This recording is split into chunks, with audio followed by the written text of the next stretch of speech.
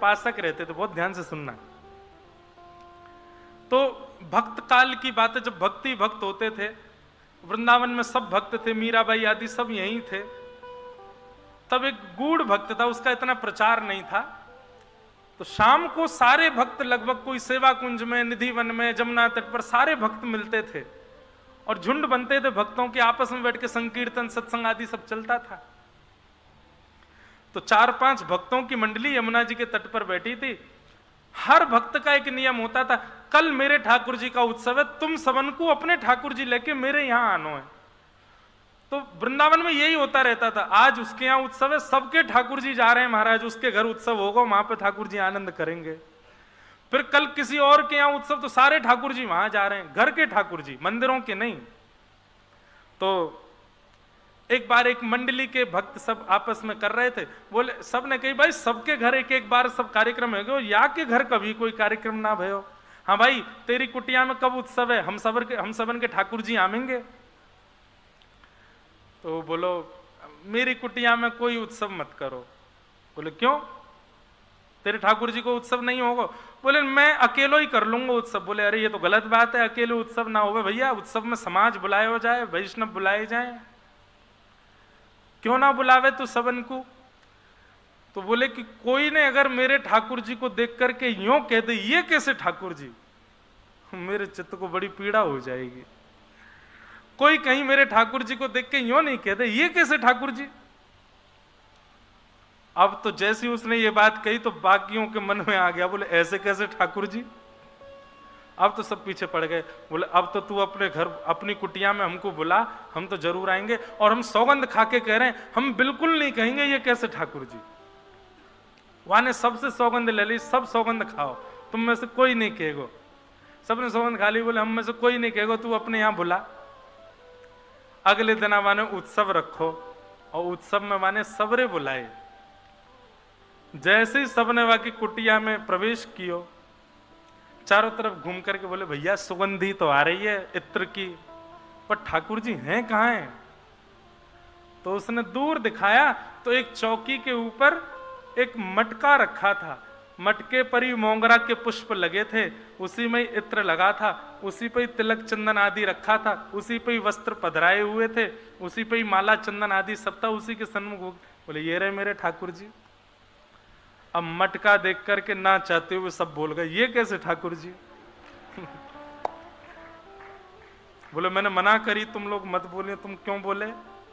अरे भैया क्षमा कर दे, सब पाम पकड़े। बोले भैया क्षमा कर दे, लेकिन सुन बैठ, एक बार बता तो सही है कैसे ठाकुर जी, ये मटका वाले ठाकुर जी कैसे भाई? उसके नेत्र सजल हो गए। बोले भैया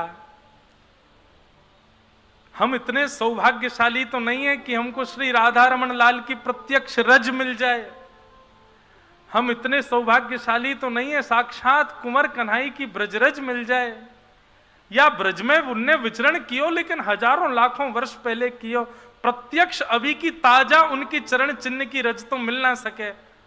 लेकिन मैंने सत्संग में सुनो है कि ठाकुर जी को भजवे वाले वैष्णव उनकी चरण रज ठाकुर जी के चरण रज के समान है। तो मैं यही करूं, पूरे वृंदावन में विचरण करूं, और जहां कहीं से भी वैष्णव निकल के जामे उन सबन की चरण रज लेकर के आऊं और या मटका में भर लऊं, उन सबन की रजन को ही अपने श्यामा श्याम के रूप में मान करके या मटका की नित्य पूजा करूं, नित्य सेवा अर्चना वंदना करूं। तब सब बोले यही है ठाकुर जी, यही है असली ठाकुर जी। तो भैया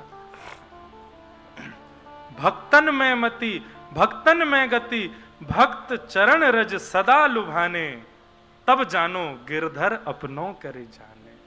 तब समझो कि ठाकुर जी ने आपको अपना माना है। क्योंकि बंधुओं देखो, भगवान की भक्ति श्रेष्ठ हो जाना ये कोई बड़ी बात नहीं है, किसी की भी हो जाएगी। रावण बहुत भक्ति करता था शंकर जी की, 8-8 घंटे एक आसन पर बैठ करके, 10-10 घंटे, 24-24 घंटे एक आसन पर बैठ करके। अरे 8, 10, 24 तो अब के लिए कहा जाएगा, ये सतयुग त्रेता द्वापर के राक्षस तो 6-6, 7-7 वर्ष तक, 100-100 वर्ष तक एक आसन पर बैठ करके भक्ति करते थे। भक्ति हो जाना कोई बड़ी बात नहीं, देव भक्ति में पुष्टता हो जाना, देव भक्ति में आपका मन लग जाना कोई बड़ी बात नहीं है। भगवान के वैष्णवों में प्रेम होना ये बड़ी बात है। क्योंकि आप जैसे ही किसी के समीप जाओगे उसमें दोष आपको दिखेगा, ये निश्चित है। किसी संत के पास चले जाओ, किसी भक्त के पास चले जाओ, किसी वैष्णव के पास चले जाओ, किसी नाम साधक के पास चले जाओ, किसी नाम जापक के पास चले जाओ, किसी साधन सिद्ध के पास चले जाओ, ब्रजरज उपासक के पास चले जाओ, एक एक अनुमान से ज्यादा उसका संग करने लगोगे, उसमें भी दोष दिखेगा आपको। और जहां दोष दिखा नहीं कि आपकी भक्ति नष्ट। ठाकुर जी में दोष नहीं दिखता है, तो ठाकुर जी बेचारे यूं ही बैठे रहेंगे, कछु खवाए दो खा लेंगे, कछु पहनाए दो पहन लेंगे, जहां ले जाओ चले जाएंगे। लेकिन भगवत भक्त वैष्णवों की सेवा में तो बड़े नियम है भैया,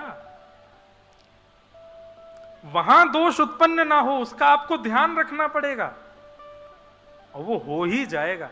इसलिए वैष्णव भक्त होना बड़ी कठिन बात है, पर यदि हो गए तो समझ जाना ठाकुर जी ने आपको स्वीकार कर लिया है, आपको अपना लिया है।